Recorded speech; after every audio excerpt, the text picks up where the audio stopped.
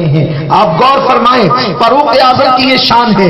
سیدنا فاروق اعظم کا تذکرہ تورات، انجیل اور قرآن میں موجود ہے۔ وہ عمر ابن خطاب رضی اللہ تعالیٰ عنہ جس کے بارے میں آقا فرماتے ہیں حق عمر کے ساتھ ہے، عمر حق کے ساتھ ہے۔ جب تک کہ عمر روئے زمین پہ حیات رہے گا فتنے رونما نہیں ہوں گے۔ جس دن عمر کی شہادت ہوگی اس دن میری امت میں فتنے رونما ہوں گے۔ اور آپ دیکھیں میرے آقا صلی اللہ علیہ وسلم کے دیوانوں، جس عمر کو گویا کہ حجت اللہ کہا گیا ہو، اللہ کی دلیل کہا گیا ہو، وہ عمر ابن خطاب کے وصال کے بعد حضرت سیدنا عبداللہ ابن عمرو ابن عاص کہتے ہیں میں ہر رات دعا کرتا تھا اللہ مجھے دکھا دے کہ تو نے حضرت عمر کے ساتھ کیا معاملہ کیا۔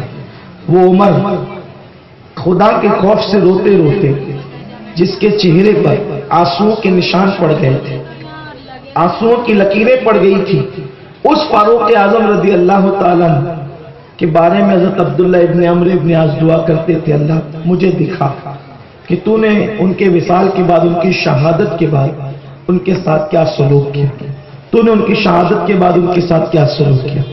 حضرت عبداللہ ابن عمرو ابن عاص کہتے ہیں ہر رات دعا کرتا تھا کہ مجھے خواب میں دکھا دے۔ 12 سال تک میں دعائی کرتا تھا لیکن حضرت عمر مجھے 12 سال تک نظر نہیں آئے۔ 12 سال کے بعد میں نے کیا دیکھا کہ سیدنا فاروق اعظم ہرے رنگ کی چادر اوڑے ہوئے تیز تیز آ رہے ہیں اور آپ کے پورے بدن پر آثار ایسے ہیں کہ جیسے ابھی آپ غسل کر کے نکلیں، غسل کر کے آپ نکلیں، لیکن وہ غسل نہیں تھا بلکہ آپ کے بدن سے پسینے کے قطرے ٹپک رہے تھے۔ آپ پسینے میں ڈوبے ہیں، پسینے سے شرابور ہیں اور ہرے رنگ کے کپڑے۔ اگر دنیا سے جانے والے کو سفید رنگ یا ہرے رنگ کے کپڑے میں آپ دیکھیں تو یہ اس کے جنتی ہونے کی علامت ہے۔ سیدنا فاروق اعظم ظاہر سی بات ہے جو نبی کے قدموں میں سو رہا ہو، اگر وہ جنتی نہ ہوگا تو پھر جنتی کون ہوگا؟ جس کو رسول نے صلی اللہ علیہ وسلم اپنا سسر بنایا ہو، جس کی بیٹی حضور علیہ السلام کے نکاح میں ہو، وہ جنتی نہ ہوگا تو کون ہوگا؟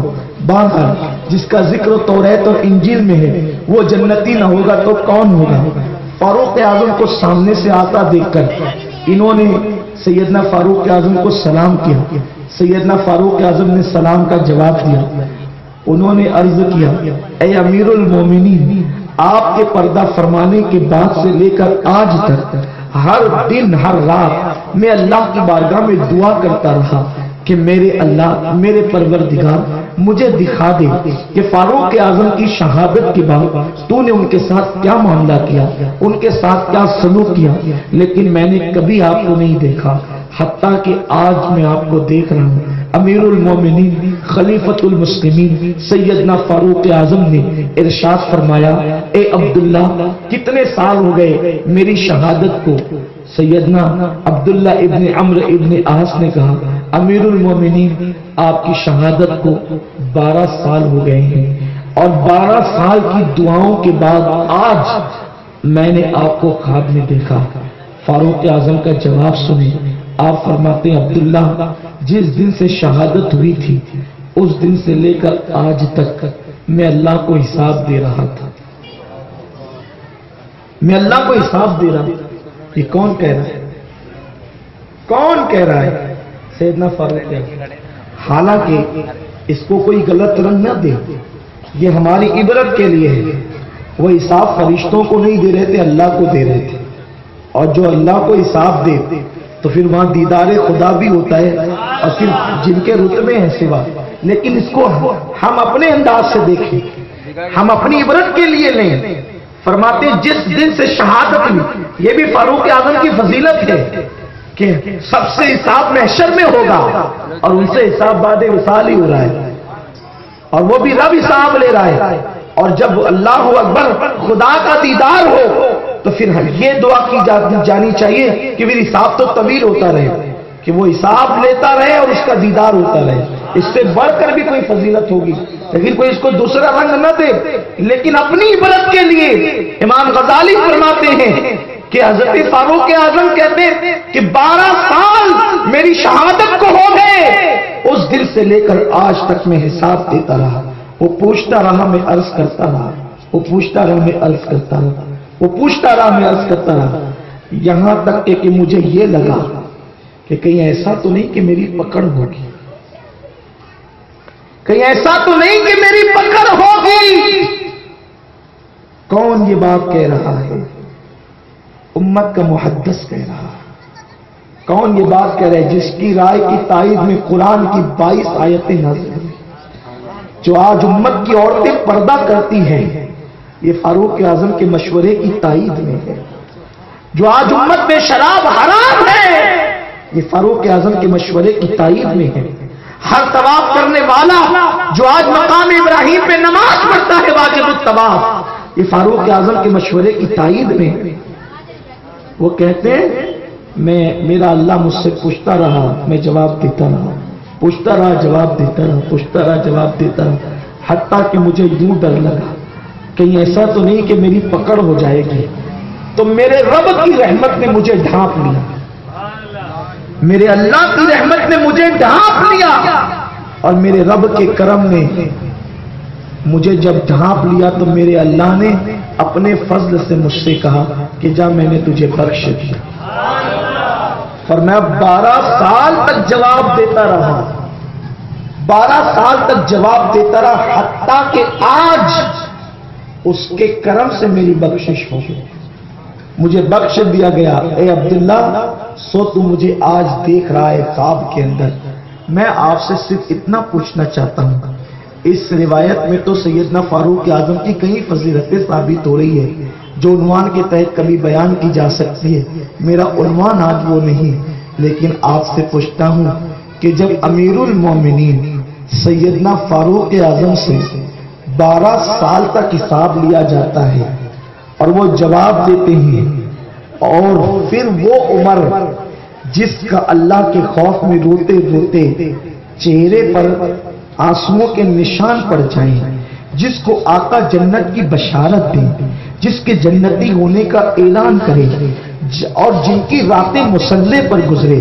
جن کے دن اللہ کی عبادت میں گزرے، جس کا ذکر توریت اور انجیل میں ہو، جب ان سے 12 سال تک حساب لیا جاتا ہے اور وہ رب کی بارگاہ میں جواب دیتے دیتے یہ خوف محسوس کرتے ہیں کہیں میری پکڑ نہ ہو جائے، جو عبادت گزار ہو کر یہ خوف محسوس کرتے ہیں، اے میری قوم کے جوانوں، آج تو تم بے حساب جنتی بننے کی بات کرتے ہو، یقیناً اگر وہ کرم فرمائے تو کسی کو بے حساب بھی جنت دیتا ہے، لیکن اگر اللہ پوچھنے پر آ جائے تو ہم اللہ کی بارگاہ میں کیا جواب دیں گے؟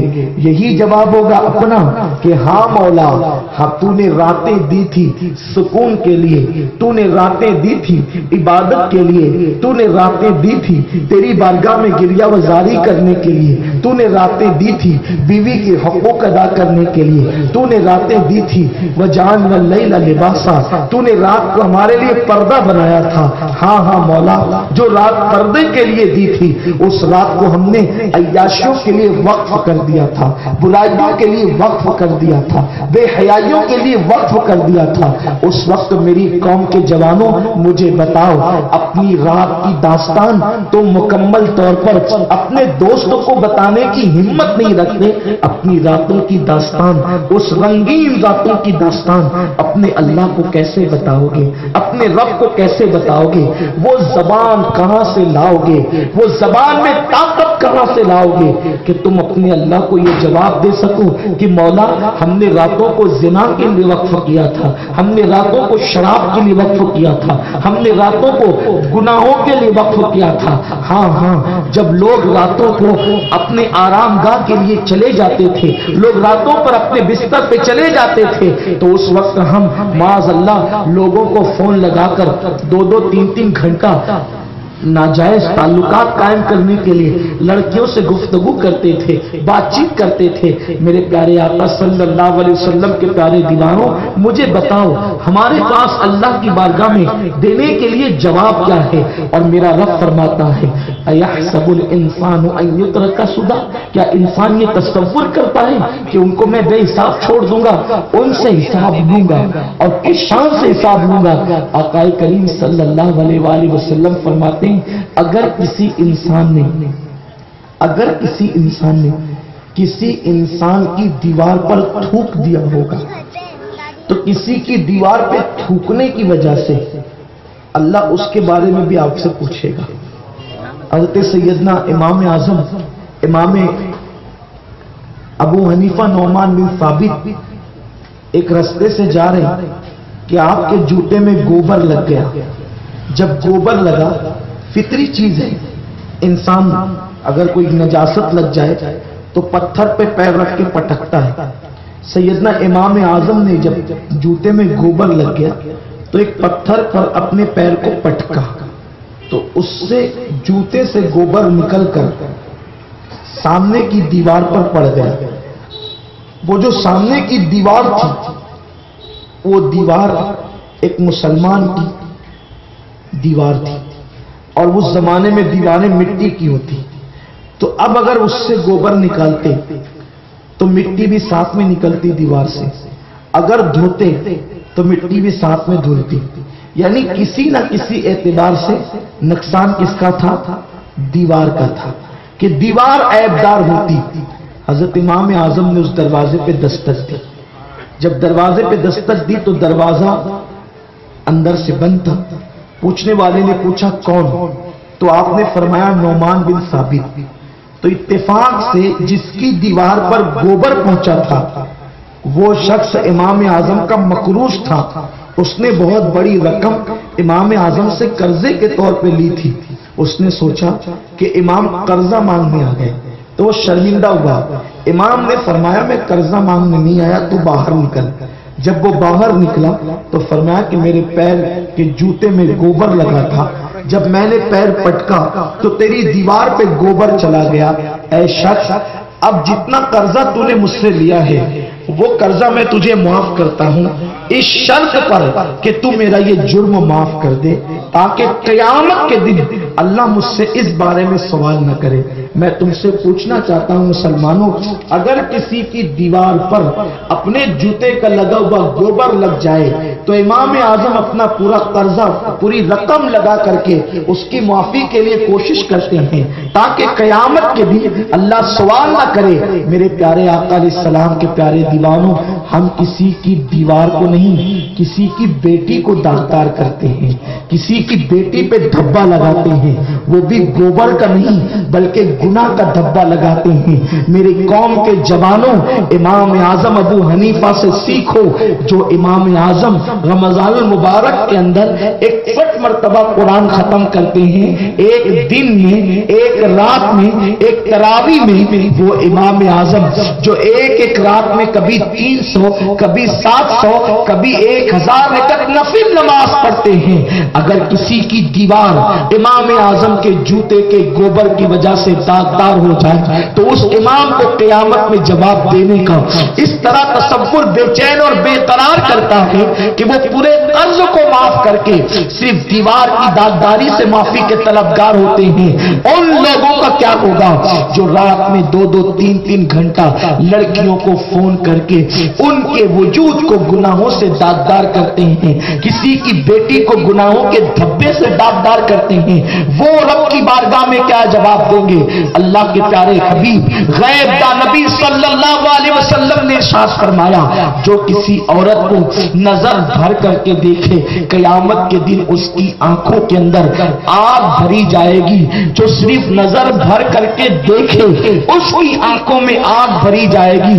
ان لوگوں کا کیا ہوگا جو عورتوں کے ساتھ بدفعلیاں کرتے ہیں، ان کو فون کر کے انہیں مناتے ہیں، انہیں سمجھاتے ہیں اور اس کے بعد ان کے ساتھ گناہ کرتے ہیں، ان کے ساتھ پارکوں میں گھومتے ہیں، ان کے جسم سے اپنے جسم کو ٹچ کرتے ہیں۔ آقا کریم غیب دا نبی صلی اللہ علیہ وسلم نے ارشاد فرمایا، اگر کوئی مرد کسی عورت کے جسم سے اپنے جسم کو مس کرتا ہے تو اس جسم پر سب سے زیادہ اگر کسی کا حق ہے تو وہ جہنم کا حق ہے۔ میرے پیارے آقا صلی اللہ اللہ علیہ وسلم کے دیوانوں، اللہ نے یہ زندگی دی ہے، اللہ نے یہ وجود دیا ہے، اللہ نے یہ زندگی کے حسین لمحات دیے ہیں، اسے تم نے گناہوں کے لیے وقف کر رکھا، اس نے تمہیں اس چیز کو تم نے عیاشیوں کے لیے وقف کر رکھا، اس کو تم نے برائیوں کے لیے وقف کر رکھا۔ کب تک گناہ کی مہلت ملے گی؟ کب تک اللہ تمہیں گناہوں کی مہلت دے گا؟ اسی وقت تک جب تک تمہارے جسم کا رشتہ تمہاری روح کے ساتھ جڑا ہوا ہے، یا جب تک تمہارے پاس جوانی کے حسین لمحات ہیں۔ جوانی کے حسین لمحات کا غلط استعمال کرنے والوں، کبھی شراب کے اڈوں پر، کبھی شباب کی دہلیز پر، کبھی برائیوں کے اڈوں پر تم نے جو اپنی زندگی کو وقف کر رکھا ہے، ہوش کے ناخون لو، ایک دن جوانی کی حسین راتیں ختم ہوگی، ایک دن جوانی کے حسین لمحات ختم ہوگے، یہ شراب و شباب کی فضلیں الٹ دی جائے گی، یہ رنگین راتیں اجڑ جائے گی۔ ہاں ایک دن ہر ایک کی حسین جوانی کو اجڑنا ہے۔ اگر تم نے آج اللہ کی نافرمانی کی، تم بڑھاپے کی دہلیز پر قدم رکھنے کے بعد راتوں کو آج تم نے حسین اور رنگین بنا رکھا ہے، لیکن گناہوں میں جب جوانی گزر جائے گی اور بڑھاپا آئے گا تمہاری زندگی میں، تو تم بستر پہ کروٹیں بدلو گے، تمہارے جسم کا جوڑ تم سے جوانی کا حساب مانگے گا، تمہاری زندگی کا ایک ایک لمحہ تمہارے لیے عذاب بن جائے گا، قیامت بن جائے گا۔ اس وقت تمہارا کیا بنے گا؟ اس لیے اللہ کی دی ہوئی نعمت کا غلط استعمال نہ کرو، مس یوز نہ کرو۔ میری قوم کے جوانوں، آج تمہیں ہو کیا گیا ہے؟ جو قوم کا جوان دوسروں کی بیٹی کی آبرو کا تحفظ کرتا تھا، آج وہی جوان اپنے محلے کی بیٹی پر غلط نظر اٹھا رہا ہے اور پھر اس کے ساتھ محبت کے دعوے کر کے اس کی زندگی کو تباہ کر رہا ہے۔ اس راستے میں میرا جوان اپنے ماں باپ کو ناراض بھی کرتا ہے، اپنے ماں باپ کو دکھی بھی کرتا ہے۔ میرے پیارے آقا صلی اللہ علیہ وسلم کے پیارے دیوانوں، میرے آقا صلی اللہ علیہ وسلم کے غلاموں، آج جوانوں کی ایک فکر بن گئی، ہم جوان ہو گئے، اپنی پسند کی شادی کریں یا کسی لڑکی کے ساتھ گھومیں یا 2-3 گھنٹہ کسی لڑکی سے بات کریں، ہمارا کون کیا بگاڑ لے گا؟ صحیح ہے، تیرا کوئی کچھ نہیں بگاڑے گا، لیکن اللہ تجھے دیکھ رہا ہے۔ ان بطش ربک لشدید، تیرے رب کی پکڑ بڑی سخت ہے۔ مولوی تجھے تقریر کے ذریعے سے نصیحت کر سکتا ہے، تیرا کچھ نہیں بگاڑ سکتا۔ سماج کے شریف انسان تجھے نصیحت کر سکتے ہیں، تیرا کچھ نہیں بگاڑ سکتے، لیکن ہاں اسے مت بھول، اسے مت بھول، اسے مت بھول جسے اللہ کہتے ہیں، جسے قہار و جبار کہتے ہیں، جس کی پکڑ اتنی سخت ہے کہ جب اس نے نمرود کو پکڑا تو لنگڑے مچھر سے اس کو ہلاک کر دیا، جس نے فرعون کو پکڑا تو اس نے غرق کر دیا فرعون کو دریا میں۔ آج تک فرعون کو نہ قبر ملی ہے نہ کفن ملا ہے۔ کہیں ایسا تو نہیں کہ جب وہ تجھے پکڑے گا تو کوئی تجھے پناہ دینے والا نہ رہے گا؟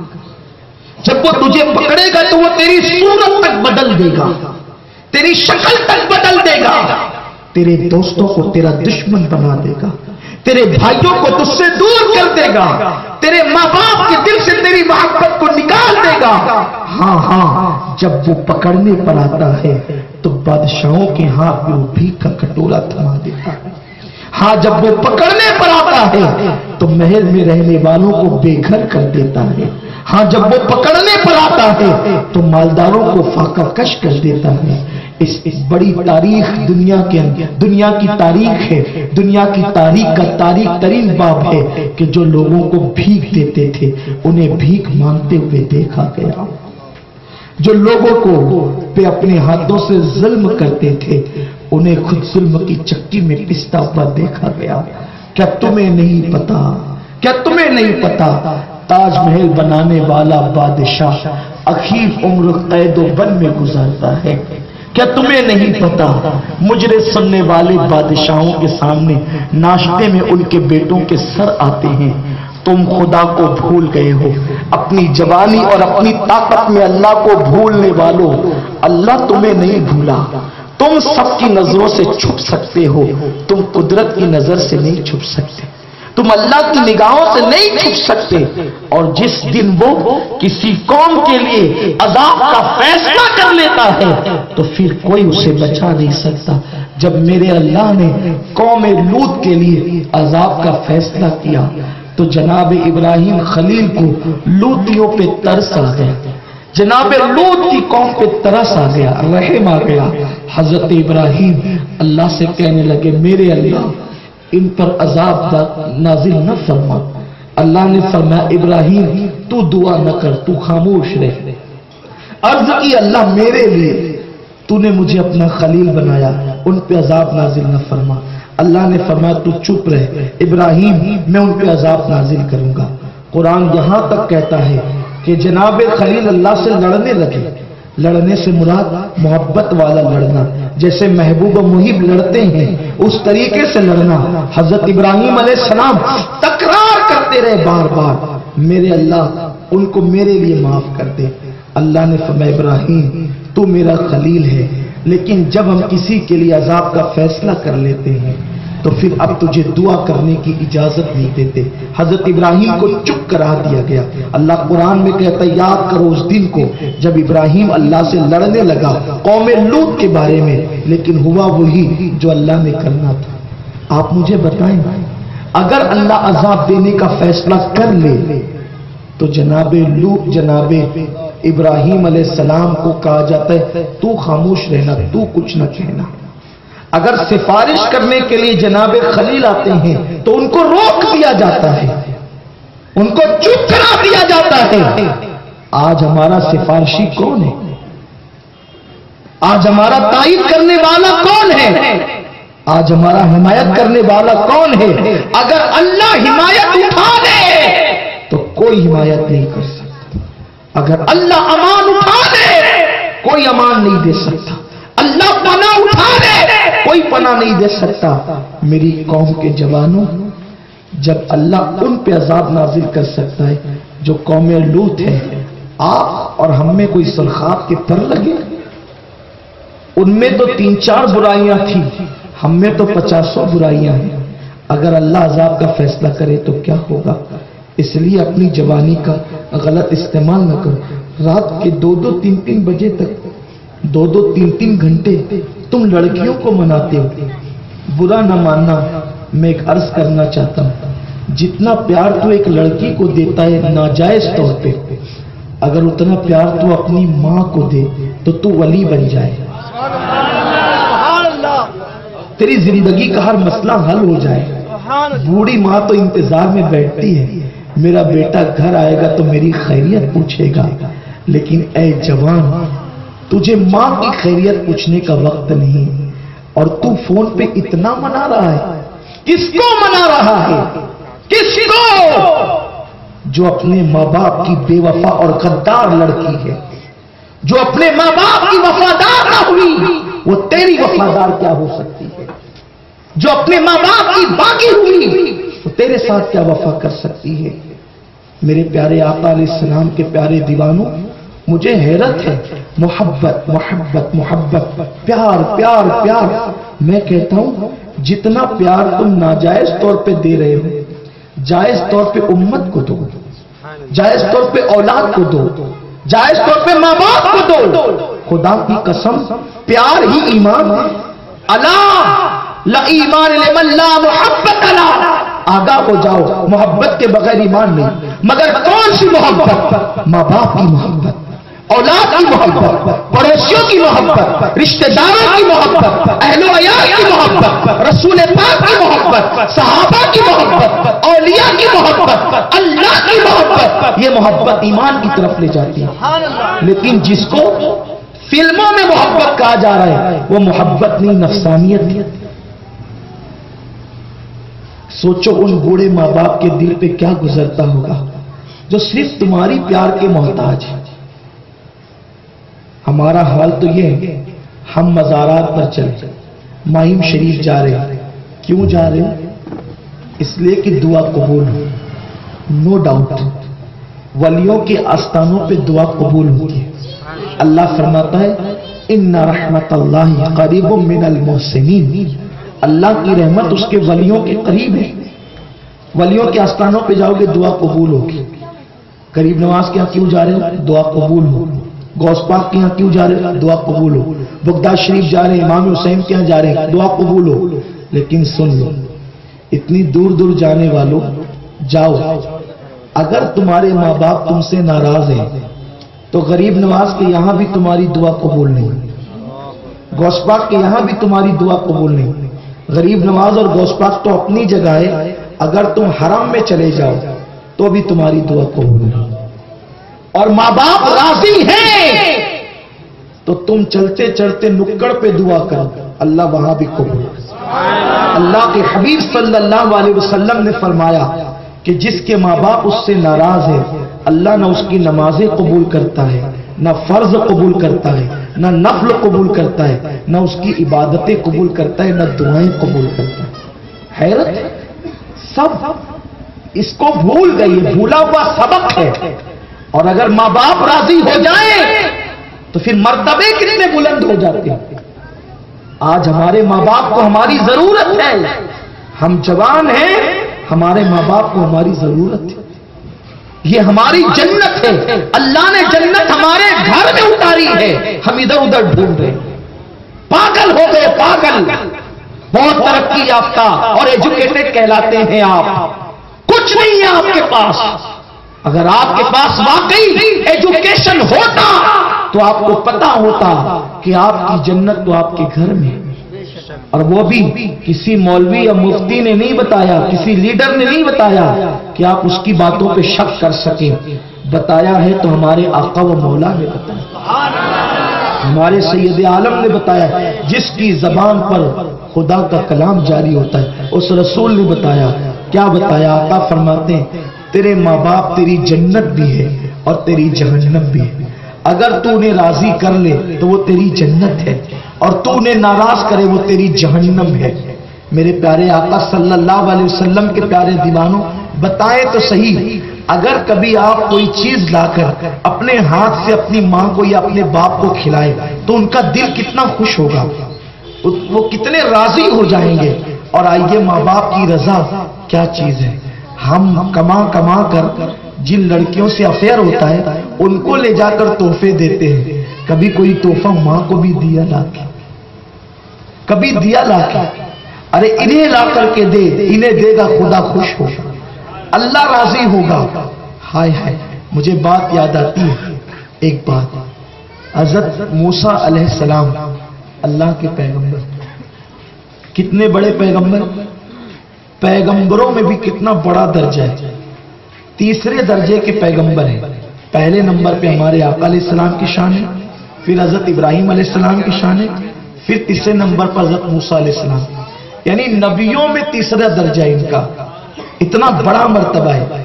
और शान क्या है कि अल्लाह से बातें करते, कलाम करते हैं, अल्लाह से कलाम करते। कितने बड़े मर्तबे पे पहुंचे हुए। जब तूर पर गए, अम्मी के इंतकाल के बाद तूर पर गए पहली बार, यानी पहले हमेशा जाते रहे जब तक माँ हयात थी। माँ के इंतकाल के बाद जब गए तूर पे, निदाई मूसा, आज जरा संभल के आना। आज अर्ज की, अल्लाह मैं पहली बार तो तूर पे नहीं आया, मैं तो बार बार आया हूं, कभी तूने संभलने के लिए नहीं कहा, आज तू संभलने के लिए कहता है। निदा आई मूसा, जब तू घर से निकलता था तो तेरी माँ आंचल पसार के कहती थी, अल्लाह मेरे मूसा की तबीयत में जरा तेजी है, गुस्से वाला आदमी है, तेजी है, तो जब वो तुझसे कलाम करेगा तो कभी आवाज भी ऊंची कर देगा, तो अल्लाह तू दरगुजर करना। आवाज उसकी कभी ऊंची भी हो जाएगी तेरी बारगाह में, तो जरा दरगुजर करना। मूसा उसके कहने पर, मूसा वो दुआ करती थी, इसलिए कभी नहीं कहा कि समझना, क्योंकि तुम जो कुछ कहते थे और करते थे उधर दुआ हो रही होती थी। लेकिन मूसा अब तेरी मां का इंतकाल हो गया है, اب تیرے پیچھے دعا کرنے والی ماں نہیں ہے، اس لیے کہا جا رہا ہے اب ذرا سنبھلنا۔ اب بتائیں کہ اگر جناب موسیٰ کے پیچھے ماں دعا کرنے والی نہ رہے، حالانکہ نبی کا مرتبہ اس کے ماں باپ سے بلند ہوتا ہے، اگر نبی کے ماں باپ نبی کے باپ نبی نہیں ہے تو ماں تو نبی ہو بھی نہیں سکتی، کیونکہ کوئی عورت نبی نہیں ہو سکتی، تو نبی کا مرتبہ نبی کی ماں سے بلند ہوتا ہے، کیونکہ کوئی نبی کے برابر نہیں ہوتا۔ لیکن ہمیں بتایا جا رہا ہے کہ موسیٰ کے پیچھے کلیم اللہ جیسے پیغمبر کے پیچھے اگر دعا کرنے والی ماں انتقال فرماتی ہے تو قدرت کی طرف سے ندا آتی ذرا سنبھل کر آنا۔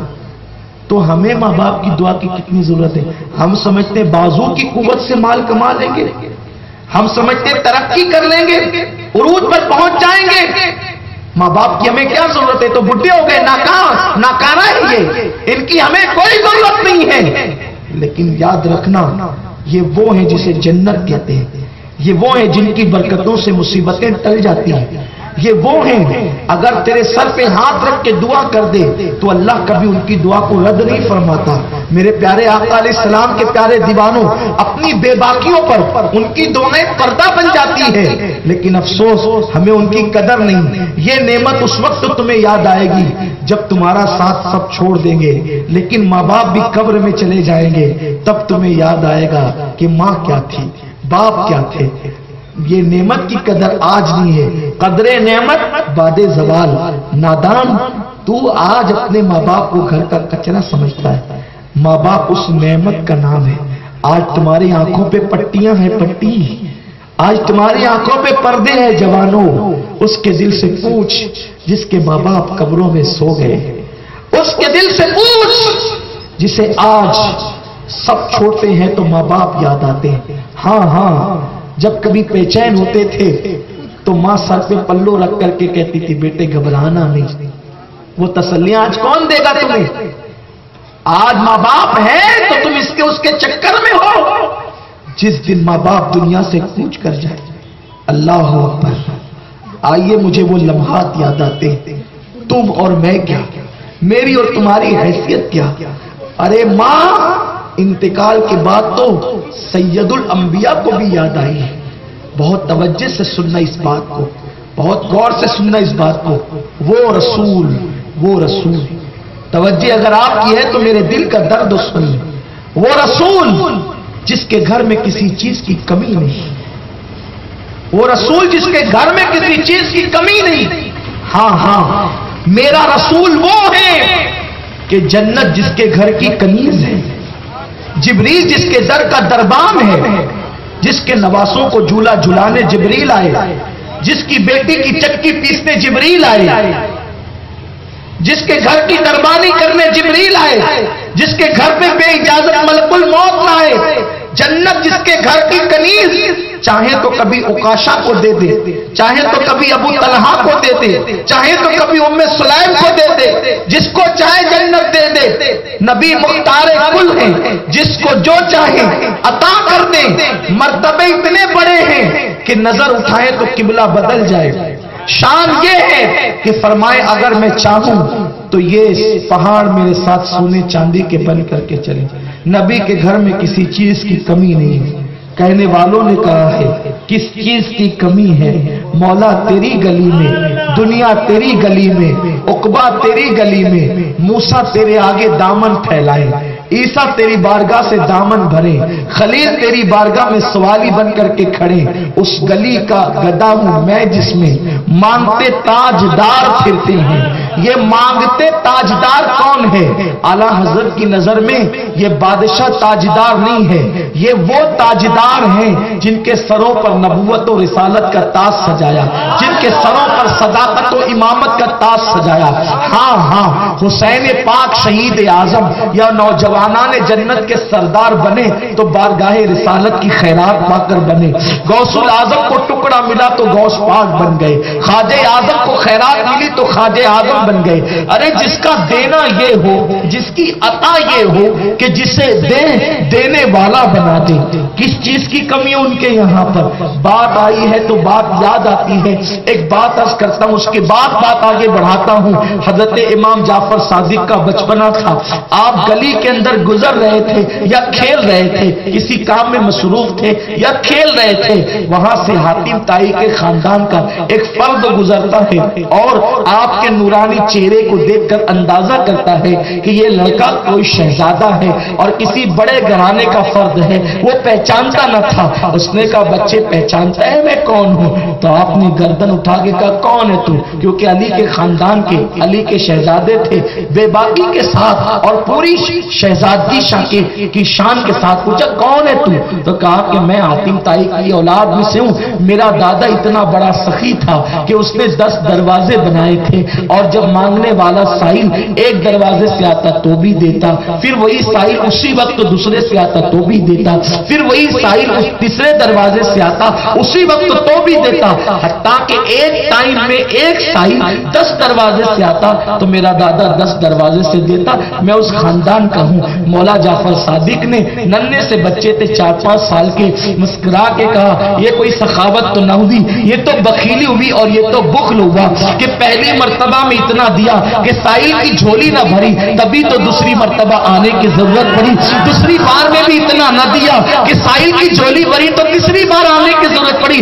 اب سن میں اس خاندان کا ہوں کہ میرا نانا اتنا سخی تھا کہ ایک مرتبہ آنے والے کو اتنا دے دیتا کہ دینے والا بنا دیتا، اور اسی میرے نانا کا نام محمد رسول اللہ ہے۔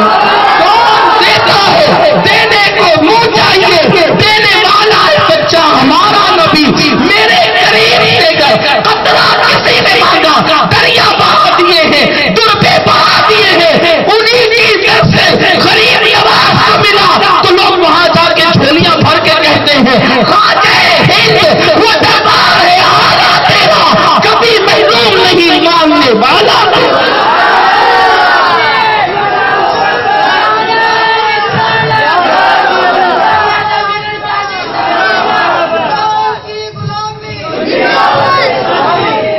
جس کی سخاوت کی شان یہ ہو کہ چاند اس کے یہاں سے نور کی خیرات لے کر کے جائیں، نور کی خیرات لینے دوڑتے ہیں مہر و ماہ، اٹھتی ہے کی شان سے گرد سواری واہ واہ، ان کی سواری کی گرد اٹھتی ہے تو چاند کو چمکنے کی خیرات ملتی ہے، سورج کو چمکنے کی خیرات ملتی ہے، خوشبو جہاں آ کر کے بھیک مانگتی ہے، مشک جہاں آ کر کے خیرات مانگتا ہے۔ یہ میری عقیدت کا غلو نہیں، یہ حقیقت ہے، بلکہ اللہ اکبر بڑی ذمہ داری سے اتنا کہہ دوں جس کی لقا کا خدا مشتاق ہے وہ میرے نبی کی ذات ہے، جس کی آواز سننے کے لیے خدا مشتاق ہے وہ میرے رسول کی ذات ہے۔ کس چیز کی کمی ہے ان کے یہاں؟ جس نے جو مانگا دیا، کسی کو بادشاہت دی، کسی کو امامت دی، کسی کو سیادت دی، کسی کو قیادت دی، کسی کو کچھ دیا، کسی کو کچھ دیا۔ اس رسول کے گھر میں کسی چیز کی کمی تھی نہیں۔ ایک دن وہ رو رہے ہیں، کون رو رہا ہے؟ نبیوں کا امام، امام الانبیاء، اللہ کا حبیب رو رہا ہے۔ وہ حبیب جو صرف گردن جھکا کر فکر کریں تو اللہ پاک قرآن کی آیت نازل کرے۔ ایک دن گردن جھکی، خیال آیا کہ توریت بدل دی گئی، انجیل بدل دی گئی، میرے بعد قرآن بھی تو نہیں بدلے گا، بس اتنا سوچا تھا، قرآن میں آیت نازل ہو گئی، اِنَّا نَحْنُ نَزَّلْنَا الذِّكْرَ وَإِنَّا لَهُ لَحَافِظُونَ۔ پیارے فکر نہ کر، تیرا انتظام کر دیا، قرآن نازل ہم نے کہ ہم ہی حفاظت کریں۔ تجھ پہ نازل شدہ کتاب نہیں بدلی جائے گی، صرف سوچ لیں، صرف سوچ لیں قرآن کی حفاظت ہو جائے، سوچ لیں قبلہ بدل جائے۔ لیکن آج وہ پیغمبر، وہ حبیب اعظم، وہ محبوب رب اکبر، رب الارباب کا محبوب روتا ہے، آنکھ میں آنسو آتے ہیں۔ صحابہ پوچھتے ہیں آقا کیوں رو رہے ہیں؟ حضور کیوں رو رہے ہیں؟ کس عمر میں رو رہے ہیں آقا؟ 53 سال کے بعد کی عمر ہے، اس لیے کہ رونا مدینہ منورہ میں ہے اور آقا علیہ السلام 53 سال کے بعد مدینہ شریف گئے. سرکار بولتے ہیں آقا کیوں رو رہے ہیں؟ وہ رسول جس کی تسکی سے روتے ہوئے ہنس پڑے، اس تبسم کی عادت پہ لاکھوں سلام. جو پیدا ہوئے تو نہ روئے، امت کے لیے دعا کی. آج وہ رسول رو رہے ہیں. دنیا کو مسکرانے کا شعور دینے والا حبیب روتا ہے. صحابہ بے چین ہو کے پوچھتے ہیں حضور کیوں رو رہے ہیں؟ آقا فرماتے ہیں آج مجھے میری امی حضرت آمنہ کی یاد آ گئی ہے، اس لیے کہ حضور علیہ السلام کی عمر جب 6 سال کی تھی تو آقا کی امی کا وصال ہو گیا تھا. آقا کہتے ہیں آج میری امی یاد آ گئی. ہائے ہائے، ماں وہ چیز ہے، امام الانبیاء کو ہی ماں کی یاد آئی. آج میری ماں مجھے یاد ہے، میری امی مجھے یاد آئی. اللہ اکبر، امی یاد آئی. اس لیے کہ حضور کے دور رسالت میں ظاہری دور میں حضرت آمنہ کا وصال ہو چکا تھا. وہ آقا کے اعلان نبوت کے بعد کے ایام انہوں نے نہیں دیکھے، حالانکہ حضرت حلیمہ سعدیہ نے دیکھا. حضرت حلیمہ تو بہت دنوں تک رہی. ایک مرتبہ حضرت حلیمہ تو آئی بھی ملنے کے لیے، جب آئی تو حضور علیہ السلام نے اپنی چادر بچھا دی. وہ چادر جو قیامت میں تنے گی تو سورج بھی بگاڑ نہ سکے گا غلاموں کا، وہ چادر میرے نبی نے حلیمہ کے لیے بچھائی. میری قوم کے جوانوں، ماں باپ کو نیچے بٹھا کر اوپر بیٹھنے والوں، نبیوں کے امام سے سیکھو. حلیمہ کے لیے چادر بچھائی. صحابہ حیران تھے یہ بڑھیا ہے کون جس کے لیے اتنا اہتمام ہو رہا ہے. اور حضور ان کے قریب بیٹھے اور بہت احترام کیا ان کا. جب وہ بوڑھیا اٹھ کے جانے لگی تو صحابہ نے عرض کیا آقا یہ کون خوش نصیب بوڑھی ہے کہ جس کے لیے چادر بچھائی، اتنا احترام کیا. آقا فرماتے ہیں یہ میری امی ہے، دودھ پلانے والی ماں حلیمہ، میں نے اس کا دودھ پیا ہے. تب لوگوں کو احساس ہوا کہ دودھ پلانے والے کا اتنا احترام کیا، اگر پیدا کرنے والی آمنہ ہوتی تو کتنا احترام کرتے، کتنا احترام کرتے اور کتنا احترام کرتے. جب روئے کہ مجھے میری امی آمنہ یاد آ گئی. اور جب امی آمنہ یاد آ گئی تو آقا کہتے کاش ایسا ہوتا، آج میری امی آمنہ حیات ہوتی. دیکھا جس کے خزانے میں کسی چیز کی کمی نہیں وہ کہتے کاش. ارے جس کے ٹھوکر سے مردہ زندہ ہو وہ کہتے کاش میری امی آمنہ آج حیات ہوتی. اور میرے صحابہ پھر وہ منظر بھی تم دیکھتے کہ میں تم کو عشاء کی نماز پڑھا رہا ہوتا، میں نماز عشاء تمہیں پڑھا رہا ہوتا، عشاء کی نماز پڑھا رہا ہوتا. عشاء کی نماز کتنی افضل ہے کہ عشاء جماعت سے پڑھ لو اور سو جاؤ تو سونا بھی عبادت میں شمار ہو جائے، آدھی رات عبادت میں شمار. وہ عشاء کی نماز، آقا کہتے عشاء کی نماز تمہیں پڑھا رہا ہوتا اور میری امی مجھے کہتی محمد میرے بیٹے ادھر آ. میں نماز میں ہوتا، میں نماز میں ہوتا اور میری ماں کہتی میرے بیٹے محمد ادھر آ. تو میں کیا کرتا؟ نماز چھوڑ دیتا. نماز چھوڑ کر میں اپنی امی کو لبیک کہتے ہوئے چلا جاتا.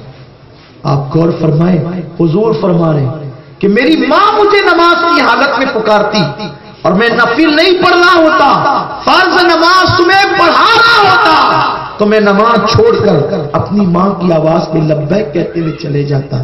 میرے پیارے آقا علیہ السلام کے پیارے دیوانوں، ان ماں باپ کو ہم نے کیا سمجھ رکھا ہے، ان ماں باپ کو ہم نے کیا سمجھ رکھا ہے. اس لیے لوگوں اصلاح کرو اپنے اعمال کی، ان کو دکھی مت کرو.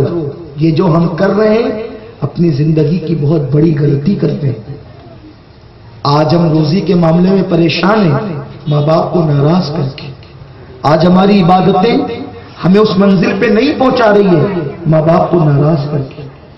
آج ہم تنگی کا شکار ہیں ماں باپ کو ناراض کر کے.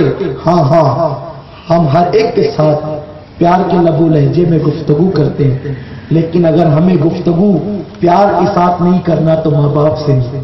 سیٹ سامنے کھڑا ہو تو سیٹ جی کہتے ہیں، کرسی سامنے رکھتے ہیں. کبھی ماں باپ کے لیے بھی ایسا کیا؟ کاش کہ ہم ماں باپ کی اہمیت کو سمجھتے. ہم نے تو ان کو کبھی اہمیت ہی نہ دی. ہم نے تو کبھی ان کو اہمیت ہی نہ دی، اور جنہوں نے اہمیت دی ان کے مرتبے کیا ہو گئے۔ سیدنا موسیٰ کلیم اللہ ایک سفر میں چلتے چلتے تھک گئے، چلتے چلتے تھکے تو عرض کرتے میرے اللہ میں تھک گیا ہوں، میرے لیے سواری کا انتظام کر دے۔ ندا آئی موسیٰ قریب میں میرا ایک مقبول بندہ ہے، اس سے کہو وہ انتظام کرے گا۔ یا ایک بات بھی عرض کرتا ہوں، لوگ آج بہت شدت سے کہتے ہیں جو مانگنا ہے اللہ سے مانگو، غیر اللہ سے مت مانگو، غیر اللہ سے مانگنا شرک ہے۔ میں ان کو صرف اتنا کہتا ہوں کیوں قوم میں لڑائی لگاتے ہو؟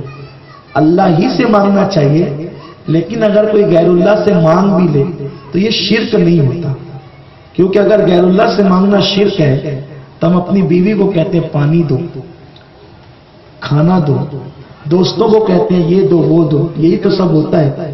آپ مجھے بتائیں علم استاد سے سیکھتے ہیں شرک نہیں ہوتا، دوائیاں ڈاکٹر سے مانگتے ہیں شرک نہیں ہوتا، ولیوں سے مانگنے سے شرک کیوں ہوتا ہے؟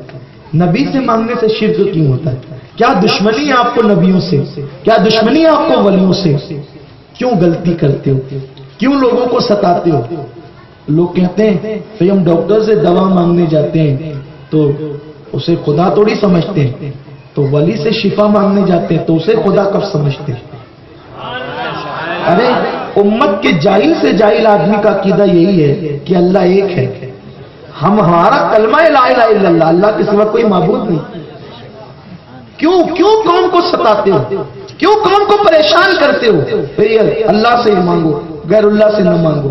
اور کہتے ہیں دنیاوی مثال ہے ڈاکٹر کی، دنیاوی مثال نہیں ہے۔ قرآن میں اللہ فرماتا ہے کہ شفا دینے والا صرف اللہ ہے، تو جب وہ شفا دینے والا صرف اللہ ہے تو یہ ڈاکٹروں کی ڈسپنسریاں کیوں کھلی ہوئی ہے؟ ان کلینک کو بند کرانا چاہیے، یہ شرک کے اڈے ہیں۔ آپ مزارات کو شرک کا اڈا کہتے ہیں، کلینک کو کیوں نہیں کہتے؟ کیونکہ دونوں جگہ ایک ہی کام ہوتا ہے۔ وہاں جا کے ہم ولی سے کہتے ہیں کہ شفا دے دو اللہ کی عطا سے، اور یا ڈاکٹر سے کہتے ہیں دوا دے دو اللہ کی عطا سے۔ نہ یہ خدا ہے نہ وہ خدا ہے، پھر یہ شرک کیوں اور یہ شرک کیوں نہیں؟ تو پتا چلا کہ تم قوم کو لڑانا چاہتے ہو، تمہارے اندر اصلاح کا جذبہ نہیں ہے۔ اور قوم سے کہتا ہوں ہوش کے ناخن لو، دوا میں شفا نہیں ہے، شفا اللہ کے نام میں ہے، لیکن ہم دوا کا سہارا لیتے ہیں۔ تو اسی طرح کوئی ولی ہو یا کتنا بھی بڑا بزرگ ہو، اللہ کی اجازت اور اذن کے بغیر وہ کسی کو کچھ نہیں دے سکتا، اور اللہ کی اجازت دے دے تو پھر وہ مردوں کو زندگی بھی دے سکتا۔ بات تو اللہ کی اجازت کی ہے، ہم بھی یہی کہتے ہیں اللہ کی عزت سے دیتے ہیں، اللہ کی طرف سے دیتے ہیں۔ اور کیوں دیتے ہیں؟ اس لیے کہ وہ اللہ کے دوست ہیں، اللہ کے ولی ہیں۔ اللہ نے تجھے دوا دینے کے قابل بنایا اور انہیں زندگی دینے کے قابل، دونوں کو اللہ ہی نے بنایا ہے۔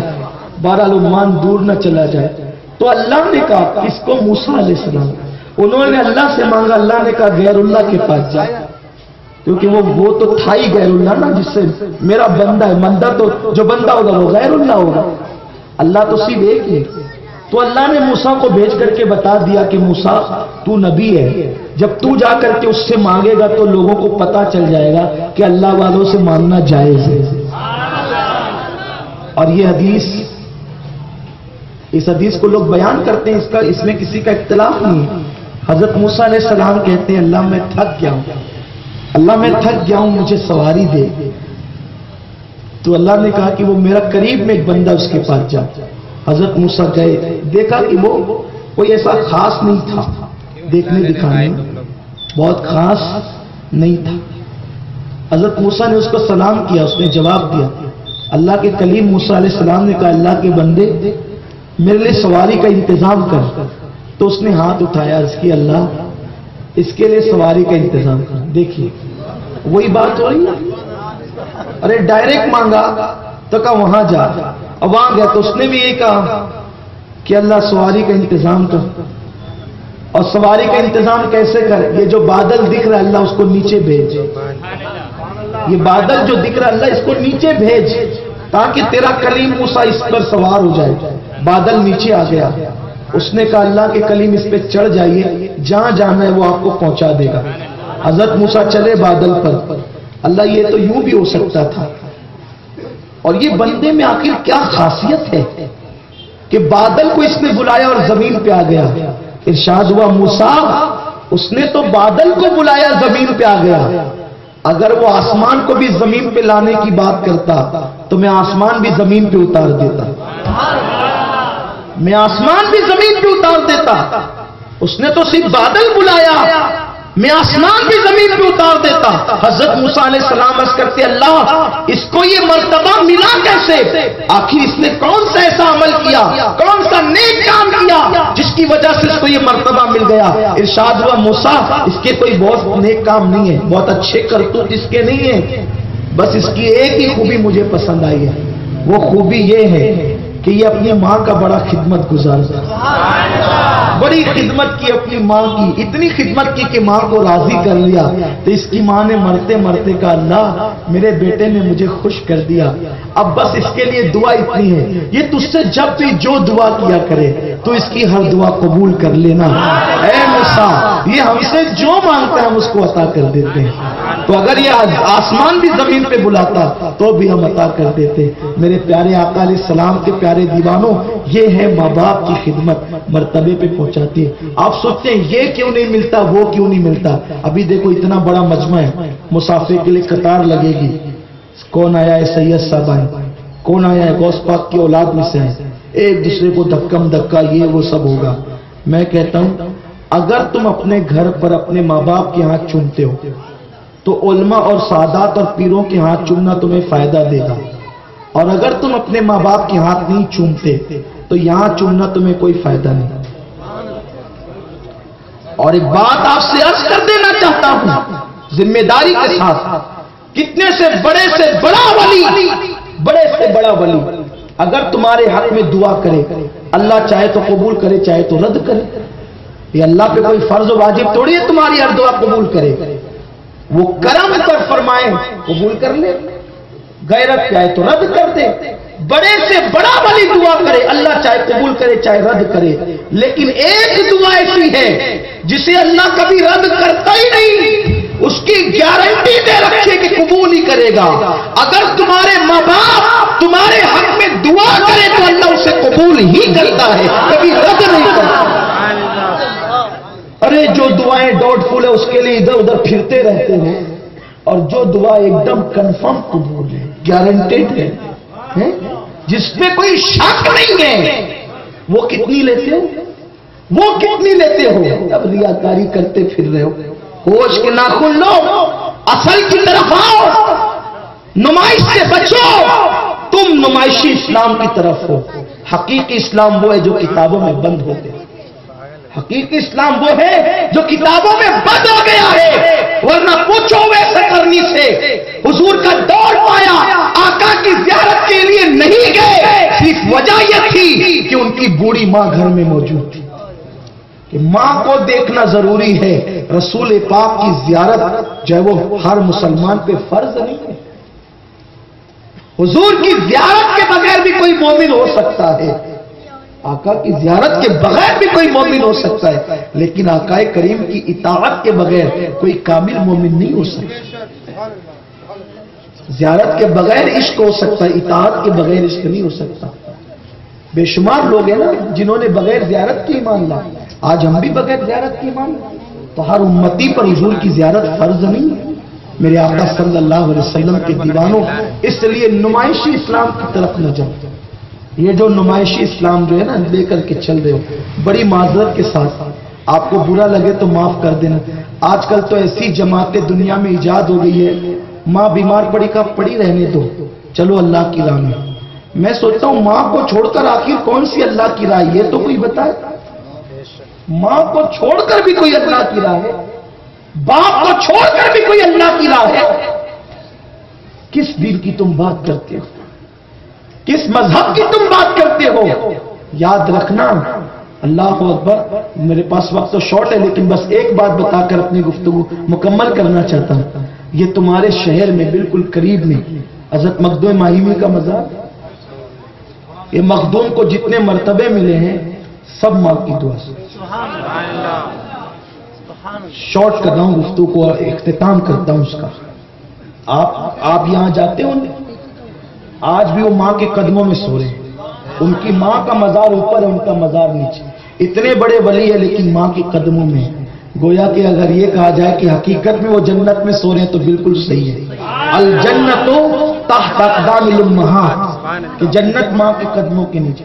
اگر مجھ سے کوئی کہے کہ وصیت کرے کہ آپ کو دفن کہاں کرنا ہو تو میں یہی کہوں گا کہ اگر تقدیر میں مدینہ منورہ کی موت ہے تو حضور کے قدموں میں دفن کریں، اور وہاں کے قابل نہ ہو تو ماں کے قدموں میں دفن کریں. اس سے بڑی کوئی جگہ میرے نزدیک نہیں ہے. ماں کے قدموں میں دفن ہونے سے بڑھ کر کوئی جگہ نہیں ہے. اور یہ کوئی مبالغہ نہیں ہے، حقیقت ہے. جو بندہ ماں کے قدم میں دفن ہے گویا وہ اس وقت بھی جنت میں ہے. ہاں، بس دو قدموں کو جنت کہا گیا، ایک نبی کے قدموں کو جنت کہا گیا اور ایک ماں کے قدموں کو جنت. کیا ماں کے قدم ہے؟ حضرت فقی مخدوم علی ماہمی رحمت اللہ علیہ بچے سے ہیں، چھوٹے سے بچے، چھوٹی سی عمر ہے. ماں نے کہا بیٹے پانی پلاؤ. مشکیزے کا پانی ختم تھا، گھر میں پانی نہیں تھا. دریا پہ پانی لانے کے لیے گئے، اتنے ٹائم میں ماں کی آنکھ لگ گئی. کتنی مشہور سی بات ہے، ماں کی آنکھ لگ گئی. رات بھر پانی لے کر کھڑے رہے. ہے کوئی آج ایسا؟ داڑیاں بڑی کر لی ہے جی ہم نے، ہماری ٹوپیاں خوبصورت ہیں، امامے کے پیچ اچھے ہیں، ہمارے کپڑے سفید ہیں. کچھ نہیں ہے اس دل کے اندر الا ماشاءاللہ. سب کی بات نہیں کرتا، کچھ نہیں اس دل کے اندر. اگر اس دل میں سچائی ہوتی، کون ہے جو اپنی ماں کے لیے رات بھر پانی لے کے کھڑا ہے؟ ہم سنڈے بیوی کو تو پارک میں لے جاتے ہیں، کبھی ماں کو بھی لے گئے. ماں کا دل نہیں ہے. آپ بتائیں نا، جو آپ اپنے بچوں کے ساتھ کرتے ماں کے ساتھ نہیں کرتے. ہمیں احساس تو ہو، کبھی ہمیں کبھی احساس تو ہو. جسے جنت کہتے ہیں اسے پکڑ کر ہم کبھی بیٹھے تو. کتنے وہ جوان ہیں جنہوں نے اپنے اوپر یہ ڈیوٹی لگا رکھی ہے، اس وقت تک سوؤں گا نہیں جب تک ماں کے پیر نہیں دبائیں. لوگ ہم سے کہتے ہیں اتنا وظیفہ کرتا ہوں اس کے بعد سوتا ہوں. چلیے ٹھیک ہے، وظیفہ بھی اچھی چیز ہے، لیکن میرے نزدیک تو سب سے بڑا وظیفہ یہ تھا کہ تو پہلے ماں کے قدم دباتا، اس کے بعد پیر دبا کر کے سوتا. یہ کتنا بڑا یہ انعام تھا. حضرت ثابت بنانی رحمت اللہ تعالی علیہ، ثابت بنانی رحمت اللہ علیہ کی داڑھی حضرت ابو اسحاق نے دیکھا کہ یاقوت اور جواہرات سے سجی ہوئی. خواب میں دیکھا. ایک بار درود شریف پڑھنے آؤ.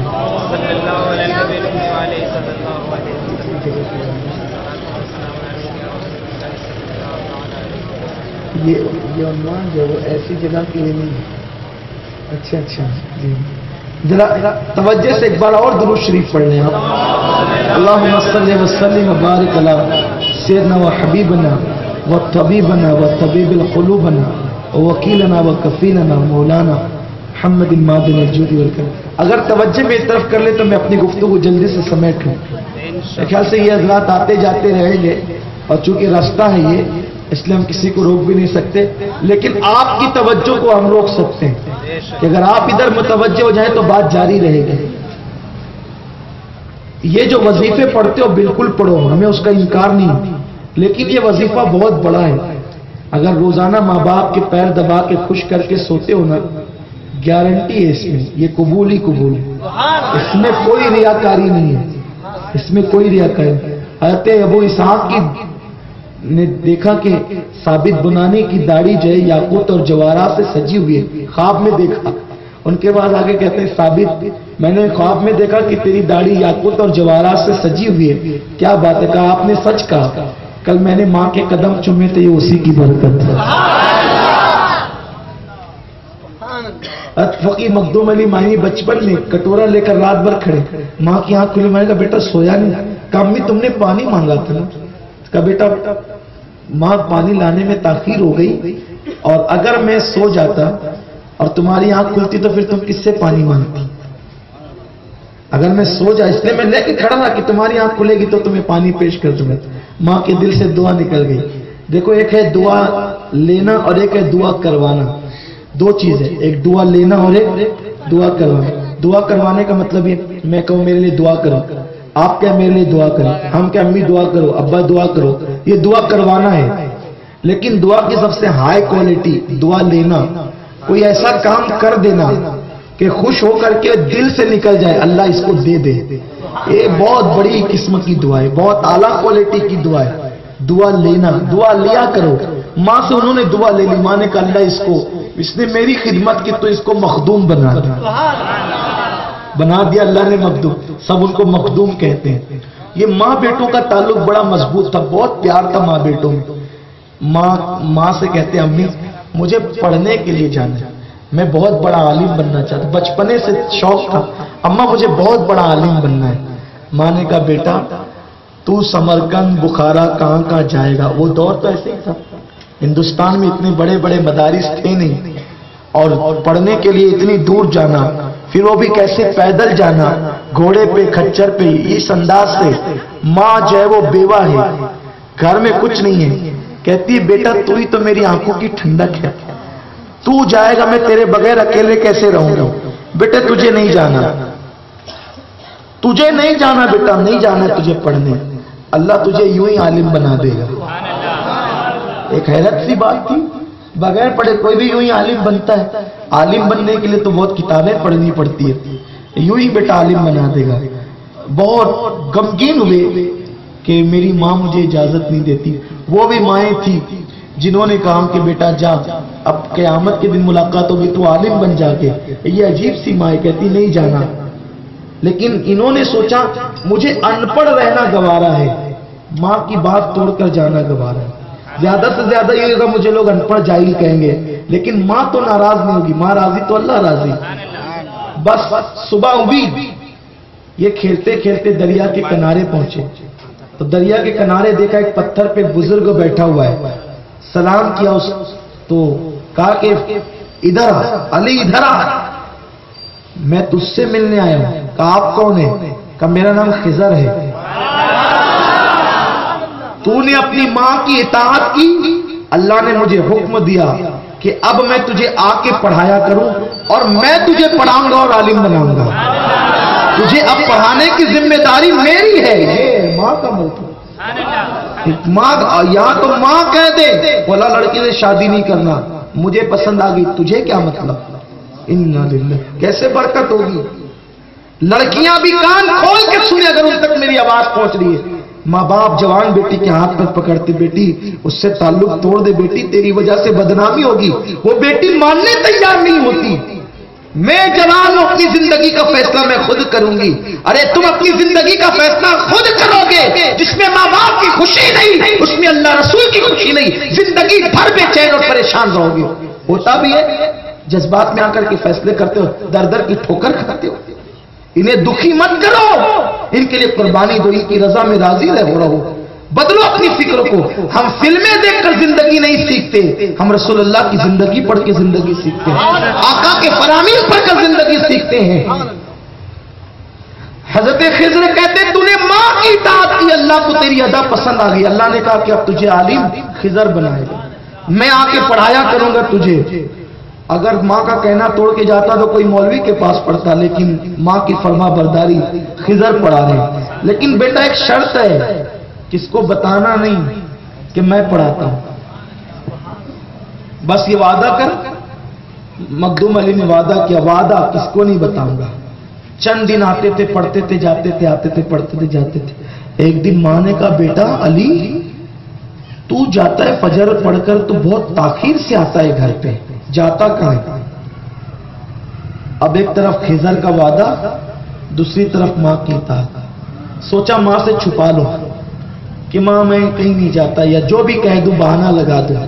لیکن ننھے سے دل نے کہا کہ خضر نے یہ کہا تھا کہ اگر تو نے کسی کو بتا دیا کہ میں تجھے پڑھانے آتا ہوں تو میں کل سے پھر نہیں آؤں گا، دوسرے دن سے آنا میرا بند ہو جائے گا.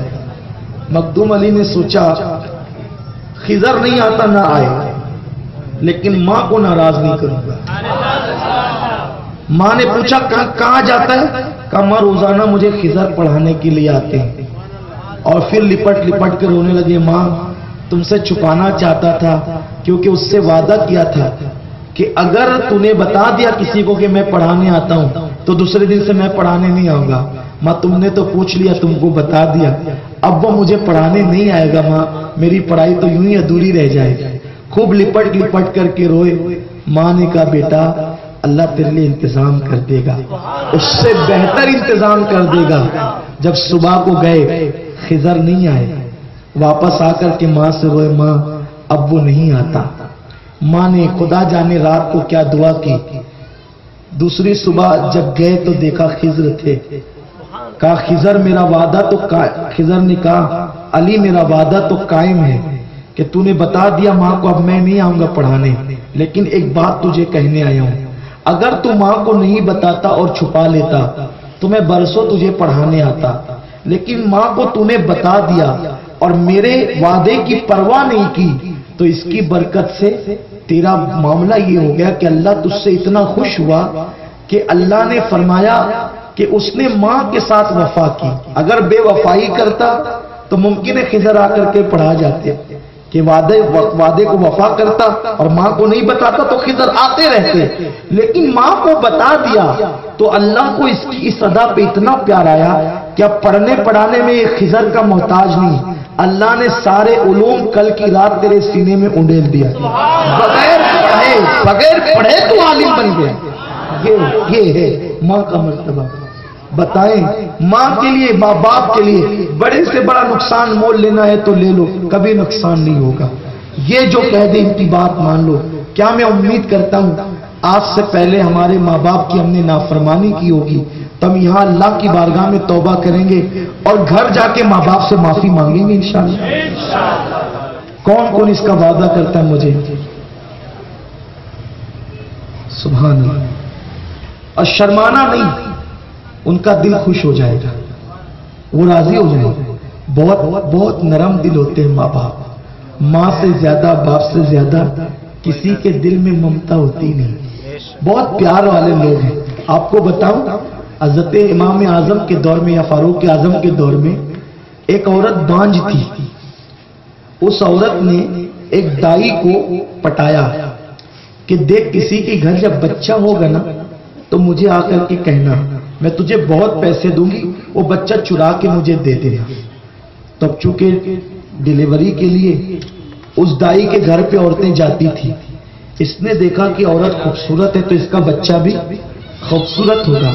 اس نے اس عورت کو کہہ دیا کہ آج ایک خوبصورت عورت آئی ہے, اس کا بچہ چرانے کا موقع اچھا ہے. بس جیسے ہی بچہ پیدا ہوا دائی نے اٹھایا اور اس عورت کو دے دیا. یہ لے کے بھاگنے لگی تو دوسری عورت نے کہا میرا بچہ میرا بچہ. تو دونوں میں جھگڑا ہوا کیونکہ دائی تو پیسے دے چکی تھی, وہ تو لالچی تھی. اب یہ کہتی بچہ میرا ہے, یہ کہتی بچہ میرا ہے. دونوں ایک دوسرے سے لڑ رہی ہیں. دونوں پہنچی امام اعظم کی بارگاہ میں, کہا حضور یہ بچہ میرا ہے, وہ کہتی میرا ہے. دونوں لڑ رہی ہیں, بچہ ایک ہے, دونوں لڑ رہی ہیں. امام اعظم فرماتے ہیں تیرا بچہ ہے, تیرے پاس ثبوت کیا ہے؟ تو جو بانجھ عورت تھی وہ کہتی بچہ میری گود میں ہے, یہ میرا پاس ثبوت ہے. دوسری نے کہا کہ بچہ میرا ہے, تو کہا دونوں کے پاس کوئی گواہ ہے؟ اور نہیں کوئی گواہ نہیں ہے. کہا ٹھیک ہے, اب دونوں عورتیں بچہ میرے حوالے کر دو. بچہ لیا, لینے کے بعد جیسے بچے کو زمین پہ رکھا اور اپنے خادم سے کہا بھائی ذرا تلوار لانا, تو جو بانجھ عورت تھی جو جس نے بچہ چرایا تھا, یہ پورا منظر دیکھ کر اس پہ کوئی اثر نہیں پڑا. لیکن جو حقیقت میں ماں تھی اس کے چہرے پہ ایک رنگ آتا دوسرا رنگ جاتا, ایک رنگ آتا دوسرا رنگ جاتا, ایک رنگ آتا دوسرا رنگ جاتا. جب تلوار آئی نا تو وہ جو حقیقی ماں تھی جس کی گود میں بچہ نہیں تھا تڑپ گئی. وہ اس نے کہا امام آپ کیا کریں گے؟ آپ نے تلوار منگائی, آپ کریں گے کیا؟ امام اعظم نے مسکرا کے کہا اے عورت, نہ تیرے پاس کوئی ثبوت ہے نہ اس کے پاس کوئی ثبوت ہے, تمہارے پاس گواہ نہیں ہے اور تم دونوں بچہ مانگ رہی ہو.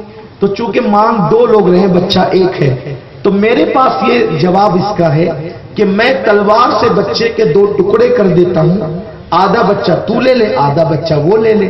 وہ عورت جو حقیقی ماں تھی فوراً کہنے لگی امام میں سچ کہوں یہ بچہ میرا نہیں ہے, یہ بچہ اس کا, اسی کو آپ دے دیں, لیکن بچے کو قتل نہیں کریں آپ. امام نے بچہ اٹھا کر کے کہا بچہ تیرا ہے اس کا نہیں ہے، کیونکہ یہ ممتا اگر کسی کے دل میں ہو سکتی ہے تو صرف ماں کے دل میں ہو سکتی ہے۔ ماں اپنی گود خالی تو دیکھ سکتی ہے، اپنے بچے کو پریشانی میں نہیں دیکھ سکتی۔ تو لوگوں شرمانا نہیں، اگر ستا دیا ہے تو جا کر کے معافی مانگ لینا، نافرمانی کیے تو معافی مانگ لینا۔ وہ کتنے کریم ہیں، معاف کر دیں گے، وہ بڑے رحیم ہیں، معاف کر دیں گے۔ ارے وہ تو ایسے ہیں جب ہم بچپن میں انہیں ستاتے تھے تو ساری تکلیفوں کے باوجود بھی اللہ اکبر وہ ہمیں پیار کرتے تھے۔ مسلمانوں ہم بھول گئے ان کے احسانات۔ پتہ ہے پہلے ایسا ہوتا تھا، ابھی ہوتا ہے کہ نہیں ہوتا نہیں مجھے معلوم۔ جب ہم لوگ بچے تھے یا آپ لوگ بچے رہے ہوں گے، گھر میں کوئی چیز کم آتی تھی تو ماں چھپا کر کے رکھ دیتی تھی، میرا بچہ اسکول سے آئے گا تو میں کھلاؤں گی، یہ ہوتا تھا۔ اور آج جب اپنے بیوی بچوں کے لیے کوئی چیز لاتے ہیں نا تو اسی ماں سے چھپا کر لاتے ہیں۔ جو ماں ہمارے لیے چیزیں چھپا چھپا کے رکھتی تھی، آج ہم کوئی چیز لاتے ہیں تو اس ماں سے چھپا کر کے لاتے ہیں۔ ہاں جب ہم بچے تھے نا تو کل اور آج میں فرق یہ ہے، جب ہم بچے تھے تو اس وقت 4-5 بیٹے ماں کے تھے تو کوئی کہتا تھا میری ماں میری ماں میری ماں، یہی کہتے تھے، ہٹ میری ماں ہے، ہٹ میری ماں ہے، ماں سے قریب سونے کے لیے ہٹ میری ماں ہے، ہٹ میری ماں ہے۔ آج جب وہ ماں بوڑھی ہو گئی ہے، اس کو رکھنے کی بات آتی ہے تو کوئی نہیں کہتا کہ میری ماں ہے، وہ کہتا ہے تیری ماں ہے تو لے جا، وہ کہتا ہے تیری ماں ہے تو لے جا، تیری ماں ہے تو لے جا۔ بچے تھے تو کہتے ہیں میری ماں، جوان ہو گئے تو کہتے ہیں تیری ماں۔ مجھے بتاؤ کتنے بدل گئے ہو تم، اور جو آج تم کر رہے ہو، جو بو گے کل کاٹو گے، کل یہی پاؤ گے۔ اس لیے لوگوں جب ہم پیشاب کرتے تھے سردیوں میں تو ہماری ماں ہمیں سوکھے میں سلا کر خود گیلے میں سوتی تھی۔ ہم رات ٹوٹتے تھے تو ماں نیند خراب کر کے ہمیں دودھ پلاتی تھی۔ آج اگر ماں باپ بیمار ہو جائے اور وہ رات کو آواز دیتے ہیں آدھی رات کو تو بیٹا اور بہو کہتے ہیں یہ بڈھا کب مرے گا، ہماری نیند خراب کرتی ہے، یہ بڈھی کب مرے گی، ہماری نیند خراب کرتی ہے۔ بتاؤ کبھی ہماری ماں نے بھی کہا تھا یہ بچہ کب مرے گا، میری نیند خراب کرتا ہے؟ کیا کبھی ہماری ماں نے بھی ہمارے لیے مرنے کی بددعا کی تھی؟ نیند تو ماں کی بھی خراب ہوتی تھی، نیند تو ہماری ماں کی بھی خراب ہوتی تھی، لیکن نیند خراب ہونے کے باوجود وہ ہمیں بددعا نہیں دیتی تھی، ہمیں دودھ دیتی تھی، ہمیں پیار دیتی تھی۔ دودھ پی کر بھی روتے تھے تو وہ گود میں اٹھا کر کہتی تھی بیٹا بتانا کیا ہوا تجھے۔ اسے معلوم ہے کہ ہم بات نہیں کر سکتے پھر بھی کہتی تھی بتانا بیٹا کیا ہوا تجھے۔ اور اس کو ڈر بھی تھا کہ قریب میں میرا شوہر سو رہا ہے، صبح اس کو ڈیوٹی پہ جانا ہے، بچے کی رونے کی آواز سنے گا تو اٹھ جائے گا، ناراض ہوگا، تو ماں اتنی رات کو باہر لے کر کے نکلتی تھی اور بچے کو بہلانے کی سلانے کی کوشش کرتی تھی۔ بتاؤ ہم نے کیا کیا، اس کا صلہ کیا دیا؟ لیکن یاد رکھیں اللہ دور نہیں ہے۔ آج تم اپنے ماں باپ کے ساتھ جو کرو گے کل وہی پاؤ گے، کل تمہیں وہی ملے گا۔ آج اگر تم رات کے 2-2, 3-3 بجے تک کسی لڑکی کو پٹا منا رہے ہو ماں باپ کو چھوڑ کر، کل تمہاری اولاد بھی تمہیں یہ دکھ دے گی، ضرور دے گی، ضرور دے گی۔ اس وقت تو تمہارے دل پہ کیا گزرے گی یہ تم جانتے ہو۔ آج ہوش کے ناخن لے لو، سچی توبہ کر لو، ماں باپ سے معافی مانگ لو، زمین کے اوپر ہے تو بھی مانگ لو، اور زمین کے اندر ہے تو قبروں پہ جاؤ اور قبر پہ جا کے معافی مانگو، انشاءاللہ بیڑا پار ہوگا۔ دوران گفتگو اگر کوئی غلطی ہو گئی ہو اللہ معاف فرمائے۔ ہمارے جعفر بھائی نے ہمیں بہت سے عنوانات دیے تھے، لیکن اسی عنوان میں آ کر کے ایسا رک گیا کہ میں آگے کی طرف نہ بڑھ سکا۔ انشاءاللہ پھر کسی موقع پر ہم آپ سے دوسرے عناوین پہ گفتگو کریں گے۔ وما علینا الا البلاغ۔ السلام علیکم۔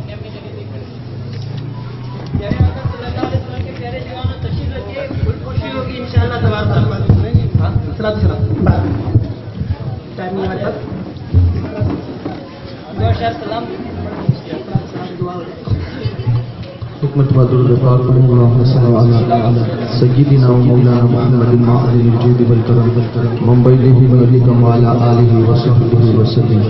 اے شفیع امم تم پہ بے حد سلام، اے جامی نوشیم تم پہ بے حد سلام، اے شفیع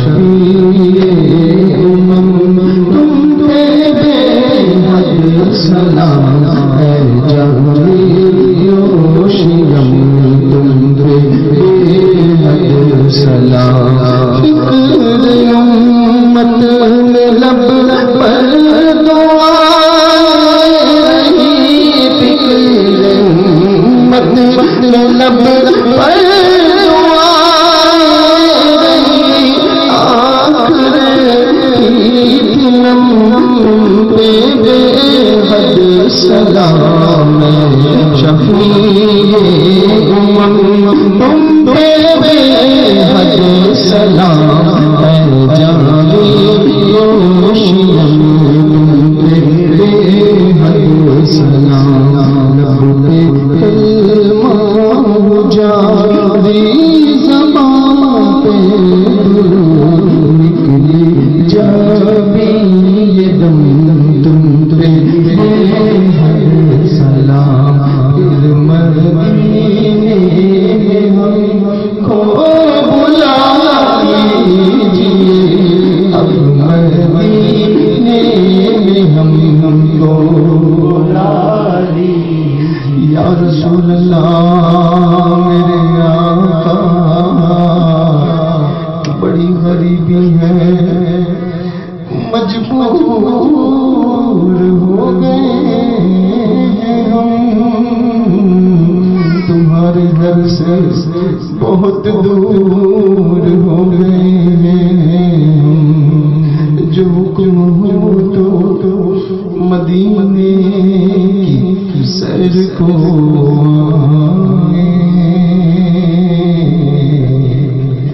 دیار پاک کی دیوار چھونے آئے اگر حضور کے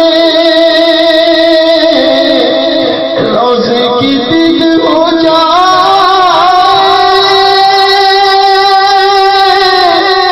قسم خدا ہم غریبوں کی عید ہو جائے پھر مدینے ہم مدینے ہم کو بلا لیجیے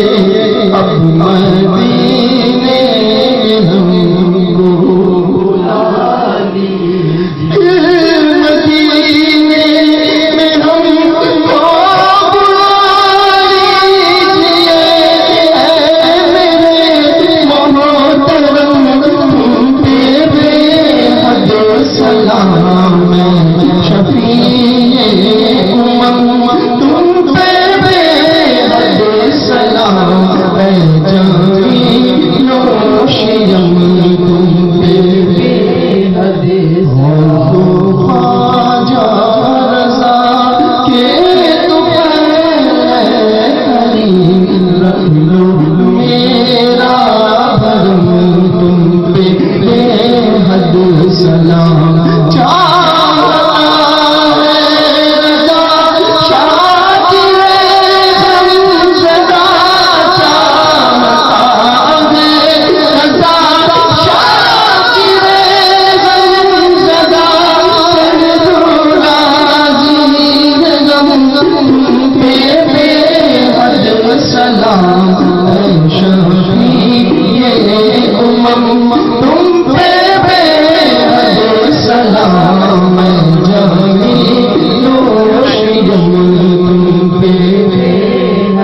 حبیبی رسول اللہ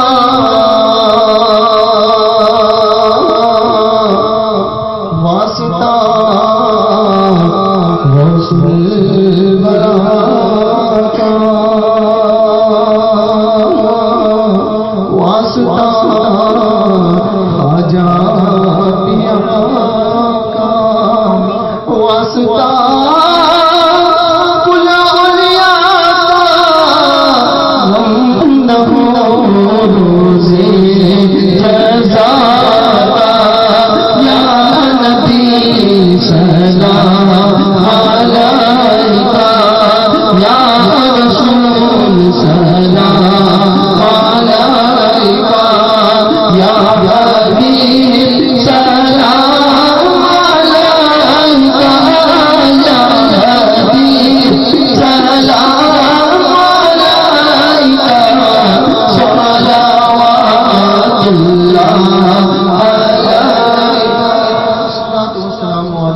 رسول اللہ على آلك وأصحابك يا نور الله.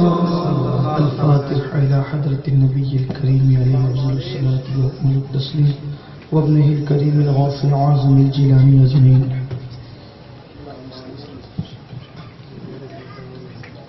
الحمد لله رب العالمين.